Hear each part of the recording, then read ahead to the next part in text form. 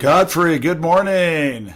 Good morning, Jeffrey. Can you hear me? Yeah, you look great. I'm not going to turn on my video because otherwise I think our bandwidth will probably suffer. And if you can go ahead and just click your video off, as beautiful as you are. I know it's really tough to do.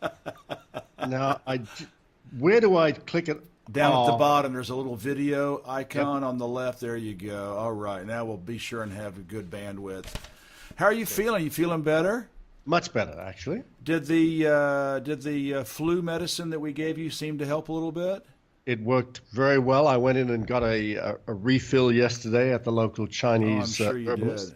did. Yeah, it's like aspirin in China. That is a very popular medicine. Yeah, it's very cool. Yeah, and yeah, as yeah. you said, it was about $2 for A box of 10.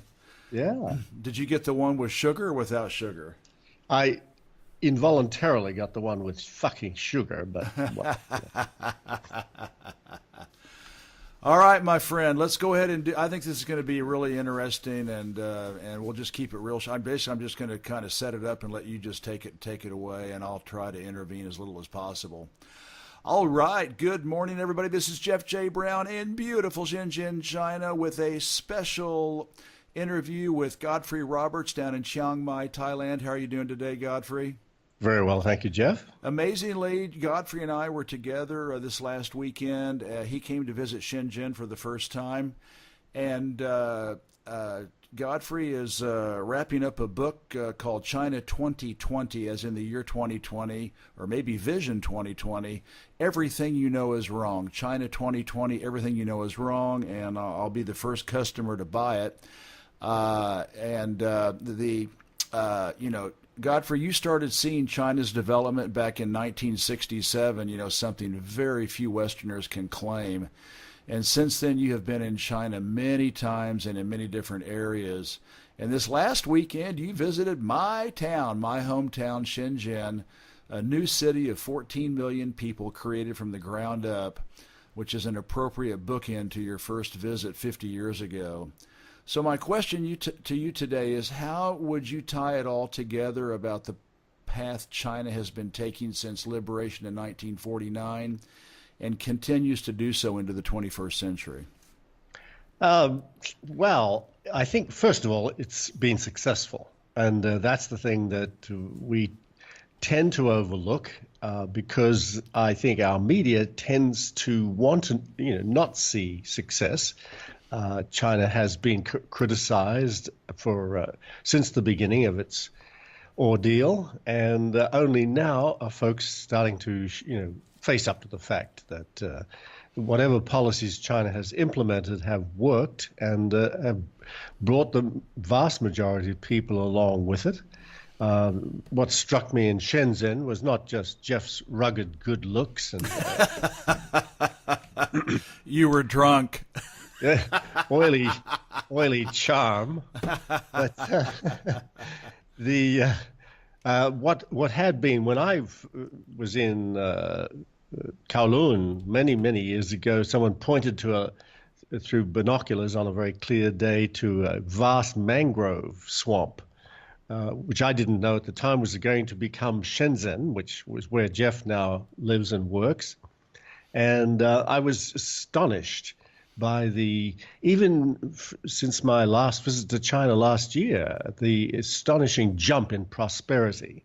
It's clear that the economic growth has gained tremendous momentum. I think Jeff may have told everybody this before, but we read headlines that say that China's economy has slowed down, but that's incorrect. That's just not true. It has actually speeded up.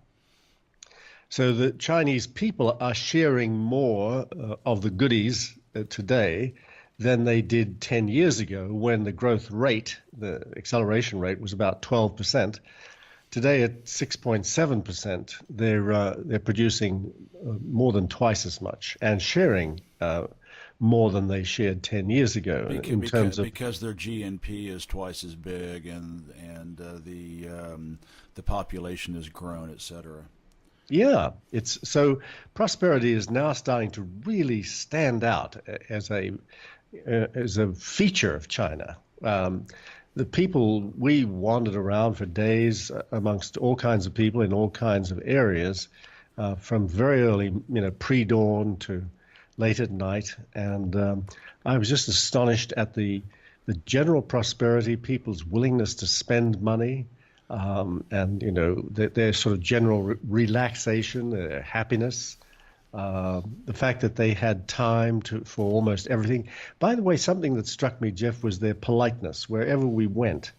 I think I only saw two old men hawking and spitting on the sidewalk, and everywhere else, people were, kind and thoughtful. And even on the plane home, I was under the weather with a heavy cold, and the Chinese lady in the seat next to me took care of me the whole time. By the way, just for our fans out there, when Godfrey said that he was looking through a pair of binoculars from Kowloon across to a mangrove coastline swamp, Kowloon is in Hong Kong, so that goes back a long ways. Yeah, the people here in Shenzhen are nice, and I'll be honest. Beijingers are, Beijingers, Shanghai, they tend to be a little bit more, abrupt and aggressive, but the people here in Shenzhen are just lovely because it didn't exist until there was nothing here until 1980. And now it's 14 million people, and almost nobody is from Shenzhen. Everybody is from someplace else, and so everybody's, it's kind of a melting pot, a national melting pot, and so everybody's really, really nice here and very laid. I kind of call it the San Jose of China. I think that's a good analogy. Yeah, I would agree. I just warmly recommend a visit there. It's a charming place. But the other thing that struck me, and this is something that Jeff pointed out too, was the ubiquity of propaganda. And of course, propaganda in China doesn't mean what it means in the West. It's the government's responsibility to share useful information with people and make sure to get the word out to everybody quickly. Hey, this works. Here's an idea. Here's something that's been tested. Here's something we should all get on board with. The campaign that was on when I was visiting with Jeff was about the 12 virtues of communism. Which, incidentally, if you Google that, it doesn't exist. So apparently, communism doesn't have an. Well, I think if you probably tried socialism, maybe the 12 virtues of socialism, they have some English name for it, but it's just an easy moniker. The 12 virtues of communism or socialism, and they include democracy and freedom and perseverance and friendship and harmony and the rule of law. And there's 12 of them, and they are everywhere. And but when you're managing a country with 1.4 billion people, and you want economic prosperity and social harmony, everybody has to be on the same page, and and everybody has to be working together in the same direction. And so these constant messages are everywhere. We were just in Zhaoqing, east of Guangzhou a couple of weekends ago with my wife and I, and it was even more accentuated. It's even more accentuated in the provincial towns. So yeah, you're right. It's everywhere, but the Chinese understand that, and the Chinese have been practicing propaganda for 5,000 years, which is why it's still in existence and so prosperous. Yeah, and something else too that we forget is that China was a real wreck socially and ethically and so forth until 1950. It was in the worst shape it had ever been, and they have to rebuild that society and that culture, and this is part of that rebuilding process.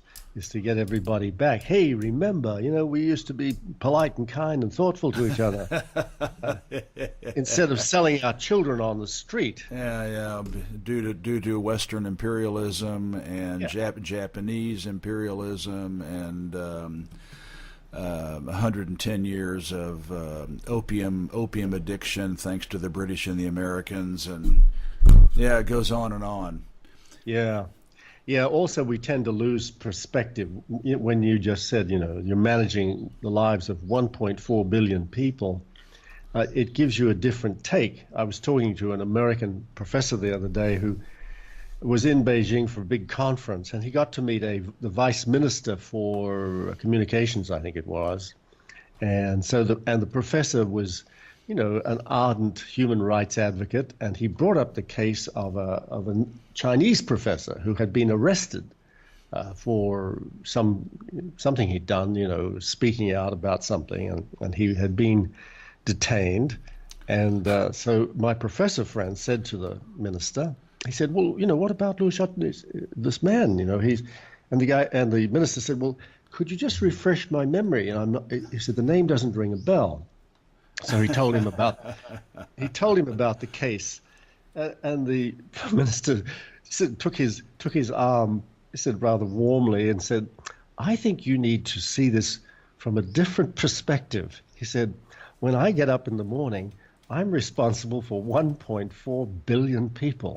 He said, if a professor gets a little badly treated, he said, it's not something that would come immediately to my attention. And truth be told, if he's gotten to that point where he is, and he could be, in the wrong place at the wrong time, but there's a good chance that he's an asset of the West and being managed by the Department of State / U.S. Embassy / CIA. Unfortunately, that's what happens a lot of the time. So I was on a forum the other day, and they brought up 2 or 3 cases of people I'd never heard of. They were human rights heroes, and out of the blue, I said, well, how many of them are on the U.S. payroll? And the other people laughed. They said, oh, don't be stupid. And I just Googled their names, and sure enough, there they were in Washington, getting awards. Yeah. And meeting with John Kerry and, Department of State types and Nikki Haley from the United Nations, et cetera. So, yeah. Anyway, any other thoughts about your visit to Shenzhen? Just one is children, because both Jeff and I are teachers, and that's our background. And I stayed at the school where Jeff teaches, which, by the way, is like a cathedral to education. It's just gorgeous, and anyone would want their kid to go there. And I was struck by the children and the interaction with their parents and the comings and goings. I was specifically watching the front gate, how the kids got dropped off, how they got picked up, their parents' behavior towards them, the gate guards, the security guards, who, by the way, are a major feature of every Chinese school. Yeah, and the parents outside the front gate. Oh, yes. And the kids, are just wonderful. They're full of life, just completely brimming with energy, and delightful little devils. And it's just one way of taking the pulse of a country, as you do. I do things like security guards and waitresses and cops and those folks who are not high up in the hierarchy at all. So you can often tell the temperature of a country by how they behave. And this in Shenzhen, it was really excellent. It was good to see everyone is in a good mood. Everyone's trying to be helpful. And as I said, everyone's prosperous. Mm-hmm. Well, that's for sure. Well, listen, Godfrey, you've got a book to finish, and I've got a book to finish, and and I've got to get this thing ready and get it on to China Rising Radio Sinoland. So let's get back to work. And anyway, I just wanted to get you on and get your just some snapshots of your impressions of Shenzhen and how the long view from 1967, your very first visit. And thanks for coming on.